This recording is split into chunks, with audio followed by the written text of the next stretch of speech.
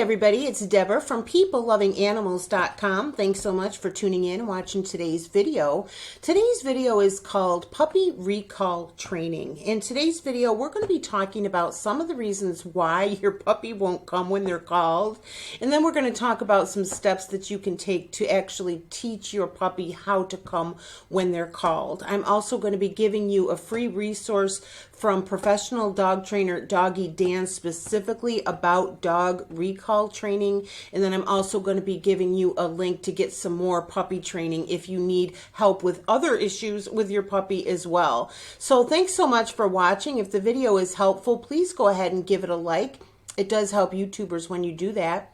Now, if you have not been here before, I own PeopleLovingAnimals.com, and several times a month I do videos all about the care and health and training of dogs and cats. So if you have a pet that you would like to receive continuous help with, please go ahead and subscribe if you're not already, and please go ahead and share the channel with your friends and family who have a cat or a dog. I would appreciate that so much. So let's go ahead and get into the video. I'm going to be using this article on the website called Puppy Recall Training to guide us through today's video. I'm going to give you a link to this article in the description box along with those links for the additional help that I mentioned earlier. Now, having a puppy who won't come when called is not only frustrating, but it can be dangerous in some situations. If your puppy's about to run out in the road, for example, and if that puppy won't come when he's called, it turns into a very dangerous situation. If your puppy's about to get into any trouble at all, if he's about to go into a neighbor's yard where there's a ferocious dog, or, you know, if he's about to approach a cat who's going to scratch his face off, do you know what I mean? There can be some, pretty dangerous situations that you need to have that puppy listen to you when you call them, right? Now, some of the more common reasons why your puppy won't come are there's too many distractions, there are leadership issues, there's inconsistency, or there's fear. We're going to talk about these in today's video, and then we're going to go over the steps on how to solve it. So reasons why your puppy won't come when called. One is that there may be too many distractions. Don't start puppy recall training by taking your puppy to a busy park or a dog park or even a walk on a busy street. Start the recall training in a place that has as few distractions as possible. It might be your backyard, or it might be just a quiet, more secluded part of the park. And if your puppy is very young, this recall training should start in your own living room, but it should also start when things are quiet. Okay, so especially when you're first starting out with this training, there can't be too much going on, okay, because your puppy is not going to be able to pay attention. The second reason you might be having difficulties is leadership issues. Establishing yourself as the pack leader to your puppy is one of the first things you should do when you begin to train your puppy. This is a big foundation in the training of professional dog trainer and behavioral specialist Doggy Dan. I'm going to refer you to his website later in the video. Doggy Dan has what's called 5 golden rules. You can get those on his website, and that's the way that you teach your dog that you are the pack leader. It's very simple, it's very quick, and it's very effective. And not just about recall training, but about any dog training at all. If you start with helping your puppy to realize that you are the pack leader, that you're the decision maker, that you're the one that's in charge, and that they don't have to be. Right? They don't have to be in charge. They don't have to be the decision maker. So if you can get your puppy to see you as the pack leader, they're going to be much more inclined to listen to you and to obey you and to come when you call them. Okay? The other reason why a puppy won't come when they're called or can't learn it is because of a lack of consistency. Consistent repetition is vitally important when it comes to training a puppy.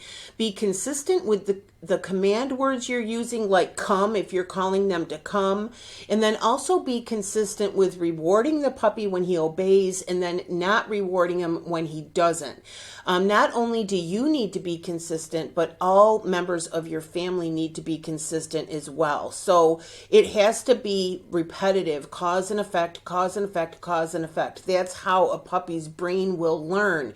If I come to mommy, she gives me a treat. If I come to mommy, she gives me a treat. If she says come and I come, I get a treat. Do you see? They'll figure it out, but they need the repetition, and they need the process to be consistent. Okay. And then the other common reason why your puppy won't come to you is fear. If you've ever been harsh with your puppy, or if they've ever been scolded by you immediately after coming to you, then your puppy just might be afraid of you. They might be afraid to come to you because they're not sure what's going to happen. We're going to talk a little bit more about that. Now, how to train your puppy to come when called. First of all, make sure that your puppy has a pleasant experience every single time they come when called, no matter how many times you had to call them. Now, one of a tempting thing might be to make the mistake of you're at the park, or even if you're in the house, you're calling the puppy in from the backyard, and you're calling and you're calling and you're calling, and the puppy won't come, and then they finally come and you scold them for not coming earlier. First of all, they can't understand you telling them off. Why didn't you come? They can't understand, okay? All they're seeing is that they came to you and they were punished, okay? So no matter how many times it takes for you to get that puppy to come to you, once they do, make it a pleasant experience. Put a few small treats in your pocket and give a treat each and every time your puppy obeys your call. After several repetitions, your puppy will begin to see that coming to you when called pays off, okay? Always make their coming to you a positive experience. The next thing that you can do is don't call your puppy if you're going to scold them or yell at them when they come. Again, you can undo months of hard work and training with puppy recall training by doing that just one time. Because if your puppy comes to you and they're scolded or they're punished, in your puppy's mind, coming to you now means punishment. So that's how important it is. You can do puppy recall training and they can be doing very, very well. And all it takes is for one time for you to call the puppy and then scold them or punish them in some way, and you can undo all that training. So it's very important to stick to that. And also convince your puppy that coming to you is worth it. If your puppy hates returning to the car, for example, after you take him to the park, reward him as soon as he gets back to the car with some water and a treat. Now, here's a tip about puppy recall training, especially when you're first starting out. The more you're struggling to get your puppy to do what you're asking, the better and yummier the treat should be. Okay, this is going to compute in your puppy's head very quickly, and it will go a long way toward teaching them.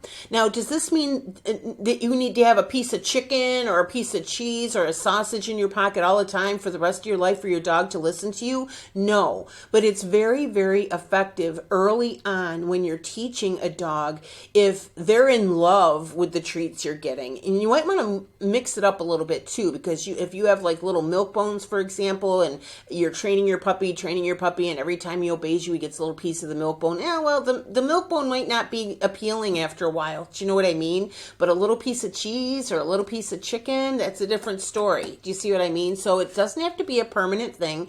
Training your dog with treats shouldn't be a permanent thing. It's a temporary tool to use to get the puppy's attention, to create a positive experience for them when they're doing what you're asking them, whether that's recall training, whether it's potty training, whether it's to get them to stop barking.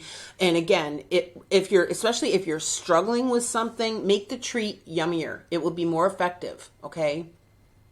And it'll kind of move your progress along a little faster. So the basic formula is, number one, call your puppy to you and hold his collar gently. All right? He came. You got him. Reward him within 2 seconds. Now, the reason I say within 2 seconds is that a puppy's mind is all over the place, especially if they're young. They need immediate cause and effect. I came, I got a treat.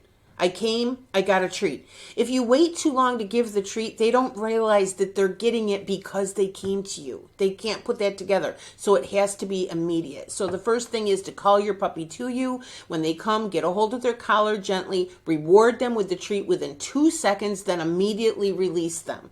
See, you're creating a consistent, very quick cause and effect positive experience for your puppy when he comes, when he's called, okay? And again, do this repeatedly and your puppy will become convinced that coming when called is always going to be a positive experience, All right, now I want to give you some extra help. For more help with puppy recall training, I'm going to give you a link in the description box for Doggy Dan's blog post called Recall Training for Dogs, Why Your Dog Ignores You and How to Fix It.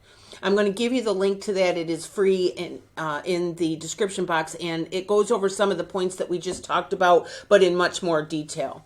I'm also going to give you the link to Doggy Dan's website called The Online Dog Trainer. If you're not familiar with this website contains more than 300 videos where you get to watch Doggy Dan actually training dogs. In my mind, that's the best kind of dog training there is, when you're actually watching a professional dog trainer do it. And he does have videos on virtually any behavioral issue that you may be having with your puppy. I also want to tell you that the link that I'm going to give you, I'm going to give you a link in the description box to go directly to the page on Doggy Dan's website where he's talking about recall training. Okay, so you're going to have a link to his article about recall training, and then I'm going to give you the link to go right to the place on his website where Doggy Dan has a video that you'll see as soon as you click in, specifically about recall training. And then if you would like to hang out on the website, you can get full access to the whole website for 3 days for $1. Take the 3 days, watch as many videos as you want, see what it's all about. And then if you think you would like to continue and have more training from Doggy Dan, the monthly membership to the website is $37. You can cancel at any time. And he will give you a significant discount if you get a 6-month membership or a 12-month membership. I always tell people, if you have a young puppy and you would like to get the professional dog training help from Doggy Dan, you might want to go ahead and get the 6-month membership if you can, because if you've got a new puppy, you've got a lot to train, right? You've got a lot of things to teach your puppy, and I'd hate to see you do the monthly membership at $37 a month and then realize you've been in there for 6 months and you could have saved a lot of money if you would have gotten the 6-month membership. But don't worry about that at all. What I'm giving you in the description box is free Doggy Dan's blog post, and then you can also go and watch Doggy Dan's video about recall training, so you don't have to purchase anything if you don't want to. Okay, now a couple more things before you go. I donate to animal charities. I do peoplelovinganimals.com as my job, and I get a small commission for some, not all, but some of the products and services that I recommend on the website and on this YouTube channel, and then I donate 10% of those commissions to animal charities. And if you go to the homepage of my website, peoplelovinganimals.com, you will see a list of the animal charities that I donate to. So again, thank you so much for watching. I hope today's video was helpful. If it was, please go ahead and give it a like. Please go ahead and subscribe if you're not already. And I would love it if you would drop a comment under the video and let me know what you thought of today's video. And please come back and report how you made out with these tips for recall training with your puppy, because it'll help encourage other people who are watching this video in the future to get your review, right? So again, thanks so much for watching. Again, my name is Deborah, and my website is peoplelovinganimals.com. Thanks again. Bye-bye.